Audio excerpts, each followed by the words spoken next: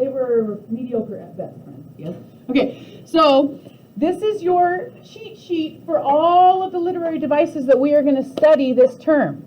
And you're going to need to be able to find these literary devices in Fitzgerald's writing, and I'm going to teach you how today, okay? If you turn it over to the back, though, see how the first side says basic literary devices up here? First side says basic literary devices, but then the next side says extended literary devices. So if you think that you want to be extra and you want to learn more than just the simple 8 that we're going to be responsible for, you can always go onto this second side and extend your learning and understanding, and I'm happy to do that, right? Because in my IB and CE classes, there's 150 literary devices that they have to know, okay? These are just the most important ones, okay? So these you might have heard before, but the definitions are here. We're not going to spend much time on those, but if you want to extend your understanding, go there. If you want to keep it simple, just stay on this first page and you don't need to venture anywhere else, okay? So what we're going to do this term is a thing called annotation. It's a skill called annotation that's a really important skill in any English class, okay? What I mean by annotation is this. I'm going to give you a piece of the book. So today I'm going to give you a piece of the first chapter, okay? And I'm going to have you go and look through just a couple paragraphs. We're just going to look closely at just a couple paragraphs. And I'm going to ask you to always do the exact same thing with it. So turn this white page over. Turn this white page over and you'll see a rubric here on this white page. I'm going to always ask you to do 3 things on these white pages. Always 3. What I'm going to ask you to do has 2 parts. The first thing I'm going to ask you to do is I'm going to ask you to identify 3 literary devices in this paragraph, in these paragraphs, right? Here's the thing. There's way more than 3. Way more. I just want you to identify 3 at minimum, okay? Hey. I don't have one for the rest of the day, but you can come in during lunch. Okay, I got to do this, though. Can you come back? Okay. After school is fine, too. I'll be here. Okay? Bye. Okay, so the first thing you're going to do is identify 3 literary devices. So what I'm asking you to do is find 3 or more literary devices. They need to be accurately identified, and then you need to clearly explain why the text fits the definition of that literary device, and then tell me how the use of that literary device enhances the text. So it's a 3-fold thing, and you got to do that 3 times. So I'm going to teach you how to do that today, okay? Next thing you have to do on this little page is 3 other annotations. And these 3 other annotations are your choice. You choose, okay? The top 3, you have to have 3 literary devices chosen. But the bottom 3 is your choice of 3 other annotations that strike you and you think are interesting or cool about the text, okay? So with those 3 other annotations, I have specific instructions for you for how to annotate. And if you don't follow those specific instructions, you're going to live in the 2 and 1 range on this rubric forever, right? In order to move to the 3 and 4 range on this rubric, this blue sheet is going to be the key to doing that. So take out the blue sheet. So whenever you're doing these assignments, you need both the green sheet and the blue sheet out in front of you always, okay? So this blue sheet tells you exactly what I need to see for every single time you annotate and for every type of annotation. So for instance, how many literary devices do you have to find on each assignment? 3, right? And when you go to these literary devices here, this is the code that you're going to use to tell me that you have found a literary device. You'll put LD, okay? But that's not enough. Then you have to follow these 4 things with that annotation to get full credit, and you have to do it 3 separate times. Again, I'm going to show you all of this, so don't panic, okay? So the first thing you have to do when you find a literary device is to highlight or circle the text that contains the literary device, okay? And then put LD next to it so I know that you know that I know that you know that you know that that's a literary device, okay? Then next, you just need to tell me which literary device it is. Write down allusion, write down symbolism, write down a metaphor, okay? And then I need you to explain why that text fulfills the definition of that literary device. okay? Then for the fourth one, and this is the most important thing, 1 through 3 are just to prep you for the number 4 that's so important, and students get this wrong all the time and they forget this part and they don't get credit, okay? So this fourth one, if you have a highlighter, get it out and highlight this fourth one because this is what matters, okay? You need to tell me how the use of that literary device enhances the text. And do not, everyone get out a pencil and I'm going to tell you what not to do. Don't tell me that it helps create a picture in the reader's mind. Because you want to know what that is? Junior high level nonsense. I want you to tell me, yes, I know it creates a picture in the reader's mind. That's literally the definition of it. Tell me what kind of emotion, what kind of response they're trying to get from the reader, and be specific. Don't tell me that they're trying to get the reader to feel sad. Don't tell me they're trying to get the reader to be entertained. No. We're going to be more specific. We're going to dig deeper, okay? And I will teach you how to do that. So first, before we go on to anything else, let's do this part together. We're going to find 3 literary devices in this text, okay? Let's do it together. Are you ready? So you need a writing utensil. And there's no real good reason to why I said that silly, other than because I think it's funny. That's all. I think sad things are funny. It's just how I am. Okay. So we're going to go to this front side of your literary device sheet, right? And we're going to read the directions together because we're going to be sure that we're doing the right thing. So let's underline it together. Well, first put your name. My name is cute. That's my name. And I do need you to put the period because it gets confusing when I have 50 of these, right? Read and annotate the following passage from chapter 1. This is 2 paragraphs from chapter 1. I'm not having you annotate the whole freaking thing. Just 2 paragraphs, so calm down, okay? 2 paragraphs from chapter 1. Identify and explain at least 3 literary devices, and then 3 other annotations as well. So how many total annotations am I going to see on this page? 6, friends. Very good. Some great math. Yes? Okay. So the term 1 annotation codes and explanation page, that's the blue one, is what you need to look at. And you can also use this green literary devices page to help you. Yes? So you should have both of those out in front of you the whole time. Do we understand what we're doing? Okay. So far, so good. Let's read it together. And while you're following along with me reading it, you make note on your page of anything that sticks out to you. Just underline it, okay?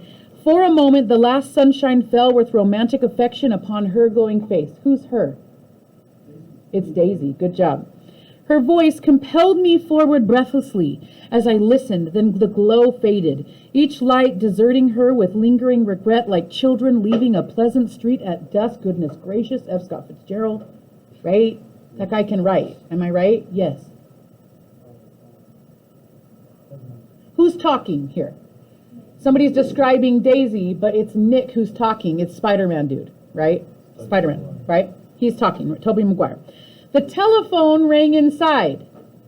Startlingly, as Daisy shook her head decisively at Tom, the subject of the stables. In fact, all subjects vanished into air.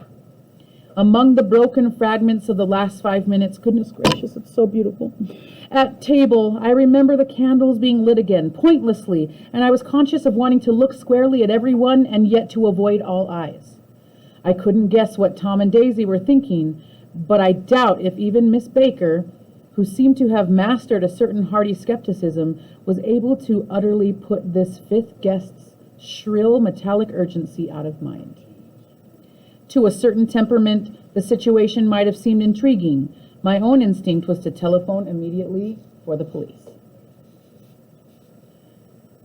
Right? That was a little confusing, but let's look into it more deeply, and we're going to do what's called close reading, right? And we're going to figure out, I mean, I think even if you have no idea what was happening here, you can tell that that's beautiful writing, am I right? Like, I mean, we're all in agreement here about that? Okay, so let's decide technically what makes it beautiful writing, right, Sage? Technically, I don't know you well enough to know by the back of your head whether or not you're paying attention. So I'm just checking in. You've been absent a lot, so I just don't know you as well as I know everybody else. Okay, so let's just take a look at the first line, friends. let's find some let's go on a literary device hunt. It'll be cute, okay? For a moment, the last sunshine fell with romantic affection upon her glowing face. Personification.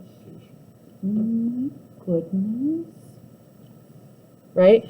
So, can sunshine have romantic affection? Like literally? Can sunshine literally have romantic affection toward anything? No. Why can't it have romantic affection? It's not a human. Because it's not human. So anytime we give human qualities to something that's not human, friends, what are we doing? We're using... Personification. So go look at the personification definition on your green sheet. So, the sunshine fell with romantic affection. That is what I'm circling, right? And then I'm going to draw a little line, and I'm going to what's the first thing I have to do? Look at the blue paper, and what's the first thing I have to do with this annotation, friends?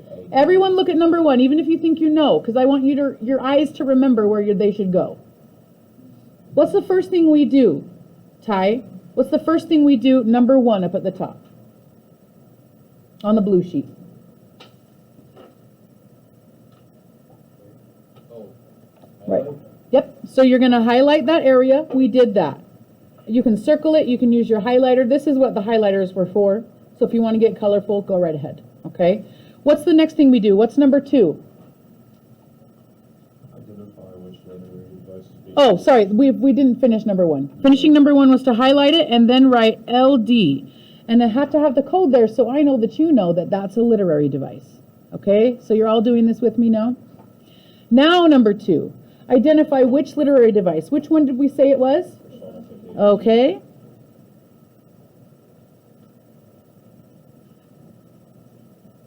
Beautimous. Now, what number 3? What do we need to do for number 3? Everyone look at that blue paper. I want to make sure you know where to find how to do this. So it's in the top right-hand square on that blue paper. And we're looking at number 3. What is it, Caitlin? Yes, explain why it's a personification. And Aiden did a beautiful job. He said, sunshine can't literally have affection, so we're giving it human-like qualities. So that's what we're going to write.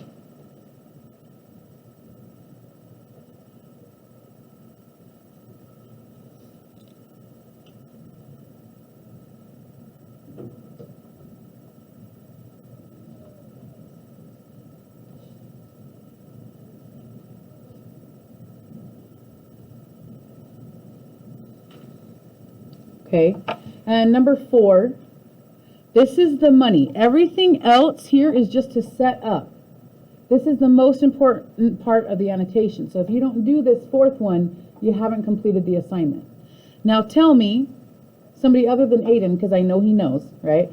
Tell me how F. Scott Fitzgerald used personification here. What effect does the use of personification have on the story itself? In other words, how does it help us understand the character of Daisy better? How does it help us understand the character of Nick better? Yes? Isn't it sight imagery? You are so right. You could have put sight imagery here, and that would have been true too. But you don't want to put sight imagery because we're trying to finish the annotation for personification, okay? But you're so right. If you put sight imagery, that's right too. But so, what is the effect of personification here? How does that help us understand her more? Yes? I feel like it makes it seem like even the sun sees Daisy as a beautiful woman. I love it. Yeah. So we are learning now that everybody, even the son who's not even a somebody, everybody loves Daisy. So F. Scott Fitzgerald is teaching us how to feel about Daisy right away. Yes? Nick and Daisy are cousins though. I know. Every single way you just Mhm. described her is like... I know. That's something we can't talk about, but it's there. Okay, that is funny, because yes. But don't tell your parents I said that. Okay. All right, so it's helping us.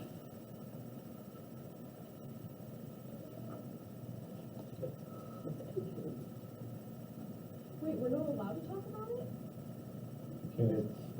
There's certain things I'm not allowed to mention. We gotta keep PG. Mm-hmm. But it's in there. It's there in the text. You're feeling what I feel. You get it. Frustrated, but it's like Yep, there's a lot of things that I can't say that I'd love to. All right. Going to let us analyze the books, why don't they let us analyze the entire book? These are great questions that I think you should write down and send to the district. All right, okay. So helping the reader understand how they should feel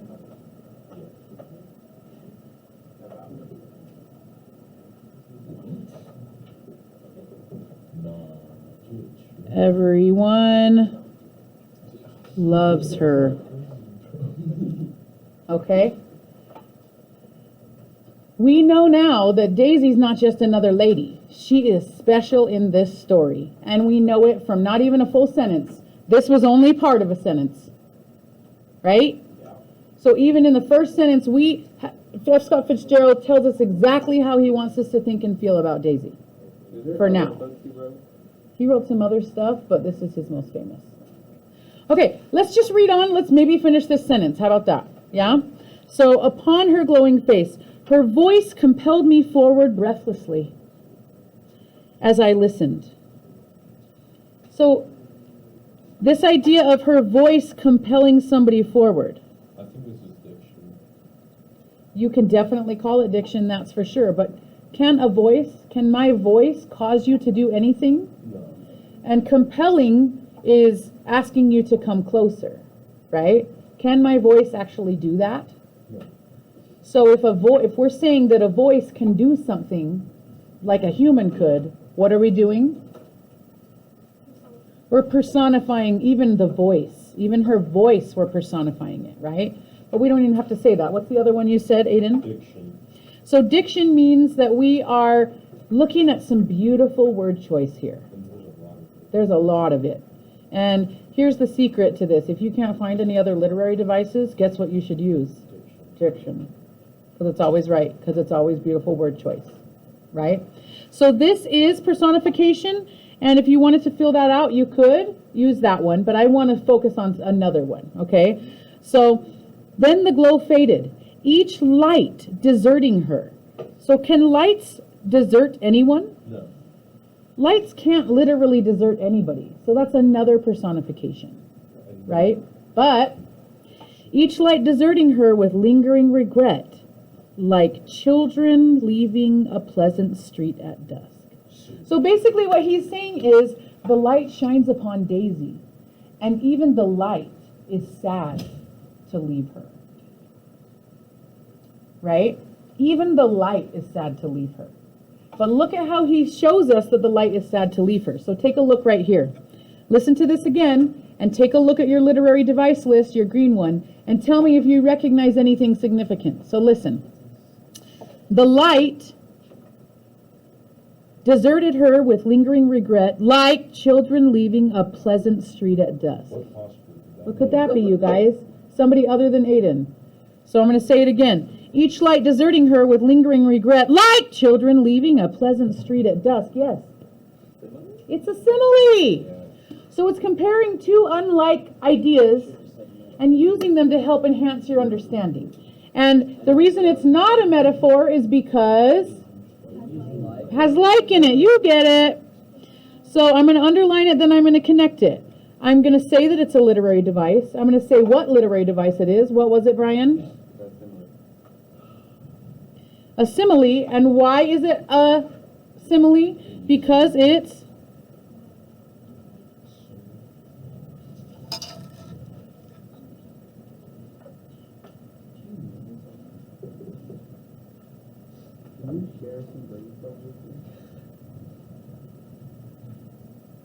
comparing two unlike things using like. Okay? But now tell me, what effect does this literary device have? What does it make you think and feel about the characters, about the story? It gives you a sad feeling, like he might be saying this, like he's saying this, and the way you picture it, it's going to be a little more depressing. So yeah, it gives you a sad feeling. I feel like that's part of it. But what about it is sad? Something about, remember how sad Daisy was in the movie clip where she said she had a daughter and she was sad about it and she hoped that her daughter was a fool? Because the only thing that could make a girl happy in this world is to be stupid. Because if you're smart, the world sucks if you're a girl, is what she's saying, right? So if we talk about how depressing life is as a woman, right? That this fading light and the idea of her being deserted like children when they have to go home after they've been playing all day, right? How are we feeling about Daisy? Because F. Scott Fitzgerald here is telling us how to feel, make no mistake. She has despair in her life and she's not enjoying it. That Daisy is sad and that we are sad for her. Yes. Am I right? That makes sense, right? It's also such a sudden, like, mood change as well. It's very dramatic. You should have been in IB, and I think you know that. But what she's talking about is a shift in mood or feeling or a pattern that the author establishes. The meaning is right there, right? So Daisy is sad, and we feel sad for her and sad to leave her. Sympathy? Yeah. Or empathy, right? One. Yeah. So we have two literary devices. Let's find our number 3, okay? So we have, here's what I really love this, okay? The telephone rang inside startlingly. As Daisy shook her head decisively at Tom, the subject of the stables, in fact, all subjects vanished into air. Do not close off this. That's a literary device. That's not the one I want to focus on, though, right? Among the broken fragments of the last 5 minutes. At table, I remember the candles being lit again pointlessly. So take a look at this. Among the broken fragments of the last 5 minutes. So have you ever had a moment and someone you're like having a serious conversation and someone walks in the door and like totally changes the mood of the conversation, and it's almost like that moment broke? Right? Can a moment actually break? Yeah. Can it? Or can it metaphorically break? Metaphor. Right? So if we're comparing the moment that something gets weird in a room, if we're comparing that with the broken fragments of something, what are we doing? Using a metaphor. We're using a metaphor, right? Because we're not saying it's like broken fragments. It is. We're saying it is broken fragments. And that, my friends, is a metaphor. So we're going to put LD. We're going to put metaphor. And we're going to say it's a metaphor because it's comparing broken fragments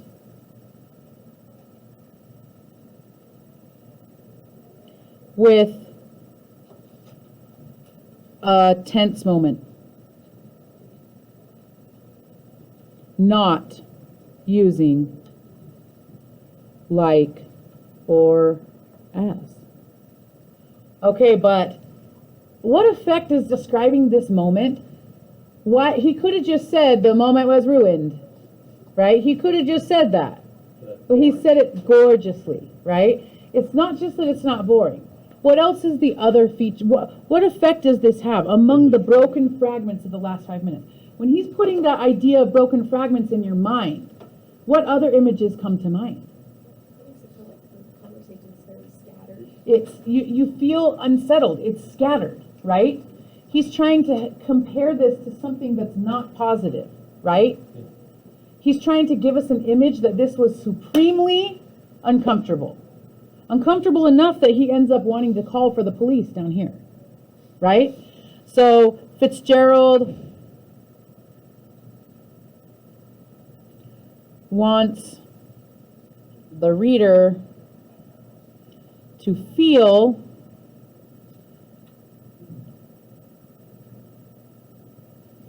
uncomfortable and unsettled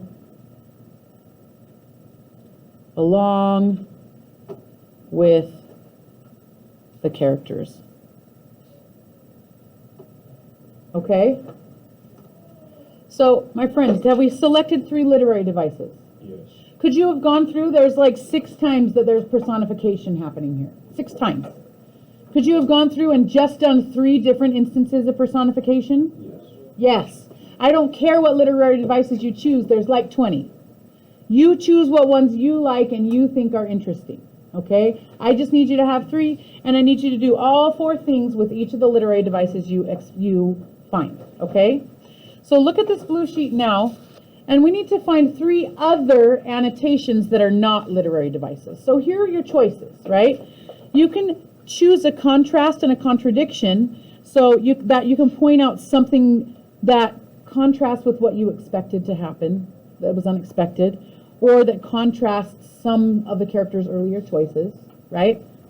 You can use this code, the repetition code. You can point out when the author is repeating something over and over again. This is like the 4th time this has happened in one way or another, because that's significant, right? You can have a light bulb moment where something you just read, like, helped you understand something about this book, helped you understand something about this character, about the time period, right? You can do a prediction. You can say, I predict, based on what's happening now, I predict that this is going to happen. And the prediction one is fun because it's fun to see if you were right, right? You can say, I wonder if this is going to happen. I wonder how this is going to turn out. But you got to be specific about that one. A connection to another moment, like when you get later in the book, you can say, this reminds me of when Daisy was talking to Nick outside their house in the 1st chapter, right? Or a wild card. You can just point out something very specific. But keep in mind that all of these things, you have a step-by-step process you have to go through for each of those annotations. So make sure you're doing all 3 or 2 steps for each of those to get full credit. So let's do it together, okay? So if we go back to our annotation, I see this is interesting here because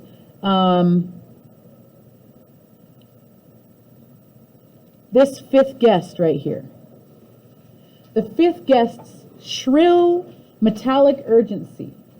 Now this is a metaphor comparing this person who's on the other line of the telephone to the telephone itself, saying that that person is the 5th guest at the meal even though they weren't there because they were on the phone. And the urgency of this telephone call was like a 5th guest at the dinner, right? So they don't specifically say who the 5th guest is, but I'm telling you that it's Tom's mistress, his girlfriend on the side, right? So I'm going to use a prediction here, and the code for prediction is PR.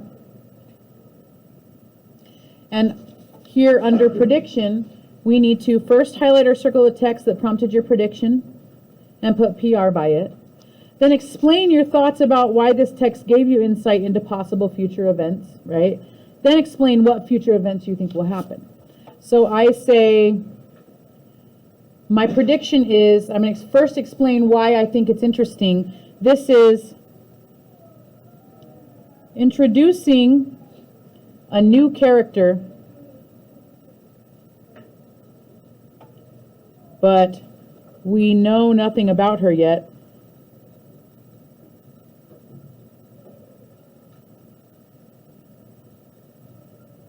Seems important.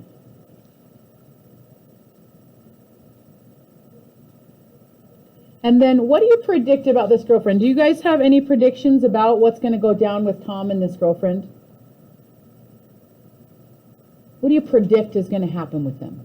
Go ahead, Rodrigo. Oh. What do you predict is going to happen? Isaiah, what do you think is going to happen? Venture a guess, my friend.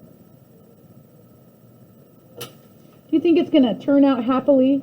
Do you think he's going to divorce Daisy and end up marrying the mistress? Probably. What do you think is going to happen, guys? I think the mistress is going to go snitch. You think the mistress is going to snitch? I like that. Snitch to who? To Daisy? Yeah. Okay.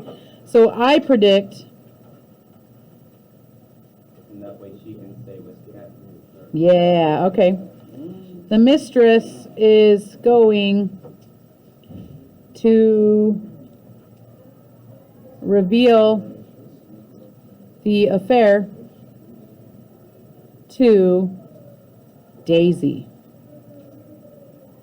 And that's going to cause problems between Tom and Daisy's marriage. And you know, marital problems with rich people are always scarier than marital problems with normal people. Am I right? I'm not wrong. Okay?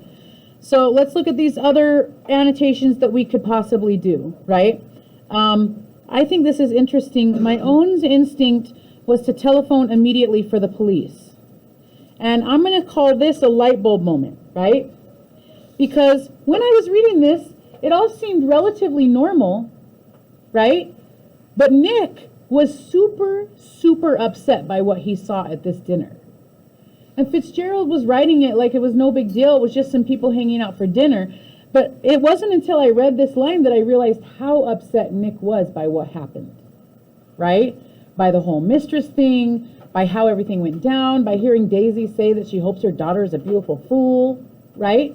So the light bulb moment, if we go here, I have to say, we put the LB code and I highlighted what it was that I liked about it. And then I'm explain my thoughts and explain how the light bulb moment enhances your understanding of the characters. So I'm going to say, clearly, Nick is more upset by this dinner and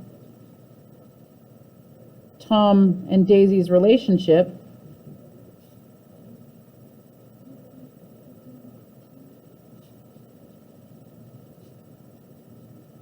than I realized. This makes me wonder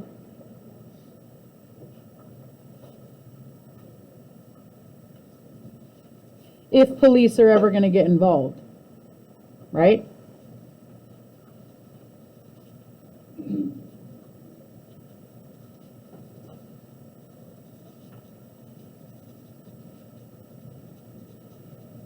How many other annotations are we looking for? So we have our 3 literary devices. How many more of these other annotations, anything on this list down, how many more do we need? So we've done 2 additional annotations already. We have this PR and this LB. How many more other annotations do we need? We just need 1 more other annotation. So I don't need you to find 1 more literary device. I just need you to find 1 more for a total of 3. 1 more of either a CC, an REP, an LB, a PR, an IW, a CAM, or a WC. And you have 4 minutes left in class. I need you to finish that.